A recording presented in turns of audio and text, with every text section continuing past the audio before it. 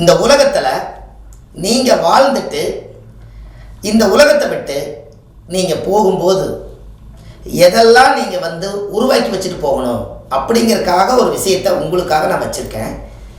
இதை நீங்கள் செய்வீங்களா அப்படின்னு நான் கேட்குறேன். நீங்கள் உங்களோட அப்பா பேர் என்னன்னு தெரியுமா? உங்களோட தாத்தா பேர் என்னன்னு தெரியுமா? உங்களோட தாத்தாவோட பாட்டன் தாத்தாவோட தாத்தா பேர் தெரியுமா? இதெல்லாம் உங்களுக்கு தெரியும். சரி, முதல் வேலையாக நீங்கள் ஒரு புது டைரி ஒன்று காசு கொடுத்து வாங்குங்க. அந்த டைரிக்கு ஒரு பேர் வைங்க. நான் வாழ்ந்த சரித்திரம் அப்படின்னு ஒரு பேர் வைங்க. நான் வாழ்ந்த சரித்திரம் அப்படின்னு ஒரு டைட்டில் கொடுத்து அந்த டைரி வேறு எதுக்கு யூஸ் பண்ணாதீங்க. நீங்கள் முதல் வேலையாக உங்கள் தாத்தா பேர், எங்கள் தாத்தா இவர் தான், இந்த ஊரில் பிறந்தார், இந்த ஊரில் வளர்ந்தார், இந்த ஊரில் மறைந்தார் அப்படின்னு எழுதி வைங்க. அதே மாதிரி உங்கள் அப்பா உயிரோடு இருந்தால் இந்த ஊரில் தான் அவர் பிறந்தார், வளர்ந்தார், இந்த தொழில் பண்ணார், எங்களை எல்லாம் நல்லா பார்த்துக்கிட்டாருன்னு எழுதி வைங்க. எங்கள் அம்மா பேர் இதுதான் அப்படின்னா எங்கள் அம்மா பேரை நீங்கள் எழுதி வைங்க. இப்படி 3-4 தலைமுறையாக உங்களுக்கு தெரிஞ்சதை எல்லாமே டைரியில் நீங்கள் எழுதி வச்சுருங்க. இந்த டைரியில் நீங்கள் எழுதி வச்சு உங்களுடைய குலதெய்வத்தை, சாமியை நீங்கள் என்ன கும்பிட்டீங்களோ அந்த சாமியோட பேரை எழுதி, அந்த சாமி எந்த ஊரில் இருக்குது, அந்த சாமிக்கு என்ன பூஜை வழிமுறைகள் பண்ணாங்க, ஆதி காலத்தில் பூசாரி பட்டம் யாருக்கு கொடுத்தாங்க, அந்த காலத்தில் கட்டளதார்கள்லாம் யார், யாரெல்லாம் இந்த கோவிலை உருவாக்குனாங்க, எல்லாத்தையும் அந்த டைரியில் எழுதுங்க. எதற்காக இதை சொல்கிறேன்னு உங்களுக்கு தெரியுமா? நீங்கள் உங்கள் காலம் வாழ்ந்து முடித்து மறைந்ததுக்கு அப்புறம் இது எல்லாமே நீங்கள் டைரியில் எழுதி வச்சுட்டீங்கன்னா அடுத்த தலைமுறையில் யார் பிறக்கிறாங்களோ அவங்க எடுத்து அந்த டைரி பார்க்கும்போது, ஓ எங்கள் தாத்தா இப்படி வாழ்ந்தார், எங்கள் அப்பா இப்படி வாழ்ந்தார், எங்கள் தாத்தனோட தாத்தா பாட்டா இப்படி பொழைச்சாரு, ஓ என்னோட குலசாமி இந்த ஊரில் தான் இருக்குது, ஓ இப்படி வழிமுறை பூஜை தான் அவங்க பண்ணியிருக்காங்க, நம்ம அந்த ஊரை கண்டுபிடிச்சி நாம போய் கும்பிடலாம்,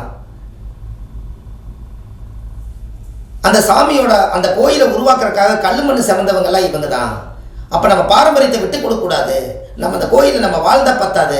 குலதெய்வத்தை வணங்காமல் கோவிந்தா கோவிந்தா என்று பல தெய்வத்தை வணங்கினாலும் பலனொன்றும் இல்லைன்னு சொன்னாங்களே, அப்போ நம்ம பலனெல்லாம் வாழ்ந்துடக்கூடாதுன்னு சொல்லி அந்த குலதெய்வத்தை தேடி போவாங்க.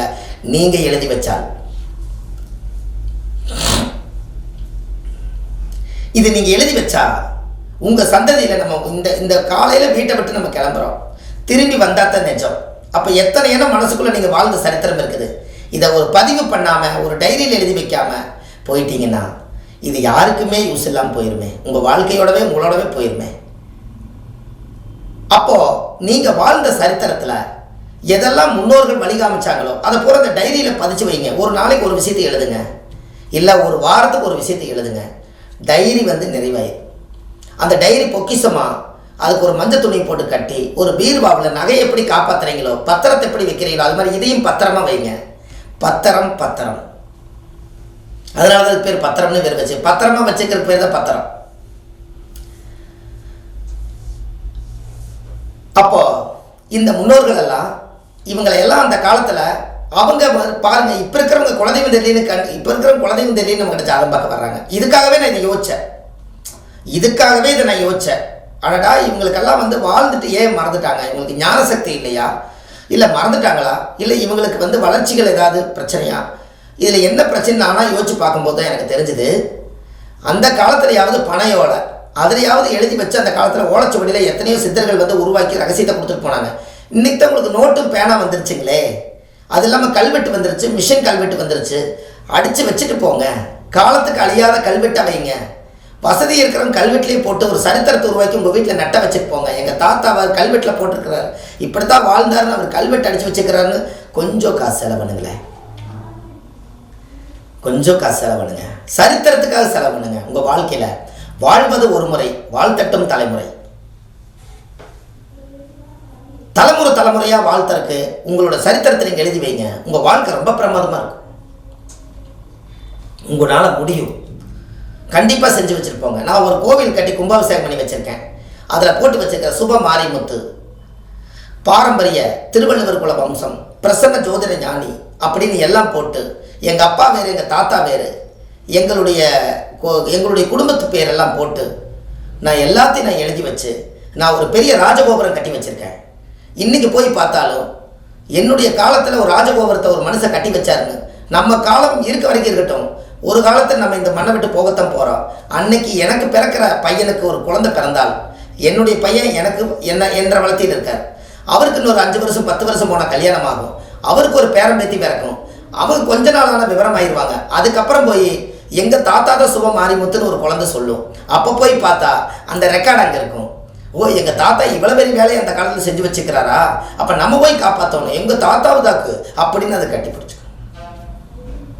இதை நான் இன்றைக்கே உருவாக்கி வச்சுருக்கேன். நான் உருவாக்கி வச்சுட்டு தான் உங்களுக்கு சொல்கிறேன். 108 சாய்பாபா கோயில் ஒன்று கட்டுறேன், 154 அடியில் ஒரு முருகர் சிலை ஒன்று கட்டணும்னு ஒரு சங்கல்பம் வச்சுருக்கேன். வாழ்ந்தால் மட்டும் பத்தாது, வாழ்ந்தோம் இருந்தோம் போனோம்னு இல்லாமல் ஒரு சரித்திரத்தை உருவாக்கி வைக்கணும். அதுக்கு அந்த சரித்திரமே உங்களோட கல்வெட்டு தான், நீங்கள் கொடுக்குற டைரி தான். இந்த டைரி நீங்கள் நிச்சயமாக எழுதுனீங்களே அந்த பதிவு கேட்டு ஒரே ஒரு நன்றி சொல்லுங்களேன், இது சரியா அப்படின்னு சொல்லுங்கள். தவறுங்கிற பேச்சே இங்கே இடமில்லை. உங்கள் டைரியில் நீங்கள் எழுதி வச்சுட்டு போங்க, பத்திரத்தில் நீங்கள் எழுதி வச்சுட்டு போகிறீங்க, உயிர் எழுதி வச்சுட்டு போகிறீங்க. அதை எடுத்து ஒரு காலத்தில் உயிர் எழுதி வச்சு அவங்க விட்டுட்டு போயிட்டாங்க, அதை எடுத்து படித்து எனக்கு தான் இந்த சொத்துன்னு சொல்லி போராடுறீங்களா இல்லையா? ஏன் உங்கள் குலதெய்வத்தை நீங்கள் எழுதி வச்சுட்டு போகக்கூடாது? உங்கள் அப்பா அம்மா பேர் எழுதி வச்சுட்டு போங்க. நீ யாருக்கு பிறந்தேன்னு தெரியாமல் போயிடக்கூடாது பாருங்கள்.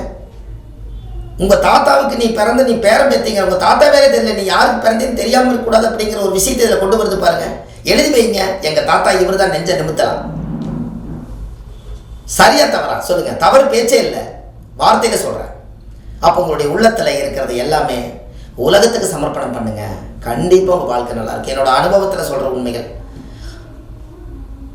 நான் எந்த ஸ்கூலில் படித்தேன், எனக்கு வாத்தியார் குருநாதர்கள் யார், எங்கள் அம்மா எப்படியெல்லாம் கஷ்டப்பட்டாங்க, எங்கள் வாழ்க்கையில் நானெல்லாம் எந்த பாதையில் நடந்து வந்து நான் வளர்ந்தேன், நான் எவ்வளோ சம்பாதிச்சேன், எத்தனை பேருக்கு தான தர்மம் பண்ணினேன், இப்படி புண்ணியம் செய்வதற்கே புண்ணியம் செய்திருக்க வேண்டும் அப்படின்னு நீங்கள் எல்லாமே சொல்லி இந்த உலகத்தில் நீங்கள் இதெல்லாம் நல்ல விஷயங்கள் எல்லாம் இருக்கோ அதையெல்லாம் எழுதி வச்சுட்டு போங்க. யாரெல்லாம் நம்மளுக்கு எதிரியாக இருந்தாங்களோ அவங்களே எழுதி வைங்க. அந்த தண்ணி குடிக்க மாட்டாங்க. கண்டிப்பாக இதெல்லாம் நீங்கள் செஞ்சு பாருங்கள், உங்கள் வாழ்க்கை எப்படியோ இருக்கும், எங்கேயோ போயிருவீங்க. அதாவது சரித்திரம்னு என்னன்னு தெரியுமா உங்களுக்கு? ஒரு ஆத்மா 120 வருஷம் ஒரு ஜாதகத்துக்கு ஆயுள் கொடுக்குது. இந்த 120 வருஷம் நீங்களே சாப்பிட்டு நீங்களே வாழ்ந்து நீங்களே போகிறதுக்காக 120 வருஷம் இல்லை. 20 வயசு வரைக்கும் உங்களுடைய பெத்த தாய் உங்களை குழந்தையா பார்த்துக்கிறாங்க. 20லேருந்து 30 வயசுக்குள்ள நீங்கள் ஒரு குடும்பஸ்தராகிறீங்க. 30லேருந்து 40க்குள்ள நீங்கள் ஒரு பெரிய மனுஷன். 40லேருந்து 50க்குள்ள நீங்கள் ஒரு பெரிய ஆள். 60 வயசுங்கும் போது உங்களுடைய வாழ்க்கையிலே ரிட்டையர்ட் ஆகிறீங்க. 60 வயசுக்கு மேலே 120 வருஷத்துக்கு எதுக்காக ஓய்வு காலம்னு கொடுத்தாங்கன்னா, நீங்கள் வாழ்ந்த பாதை, நடந்து வந்த பாதை, எழுதின பாதை எல்லாத்தையும் மீதி இன்னும் 60 வருஷத்துக்குள்ள உங்களுக்கு எவ்வளவு ஆயுள் இருக்குதோ அது வரைக்கும் யோசிச்சு ஒவ்வொரு காலத்திலையும் நம்ம என்னெல்லாம் எழுதி வச்சோமோ அதெல்லாம் எழுதி வைங்க. டைரியில் எழுதி வைங்க. பத்திரம் எங்கே வச்சுக்கிறீங்களோ அங்கே வைங்க, இல்லை உங்கள் பேரில் லாக்கரில் வைங்க. பெரிய பொக்கிஷம், அது மிகப்பெரிய பொக்கிஷம். அப்போ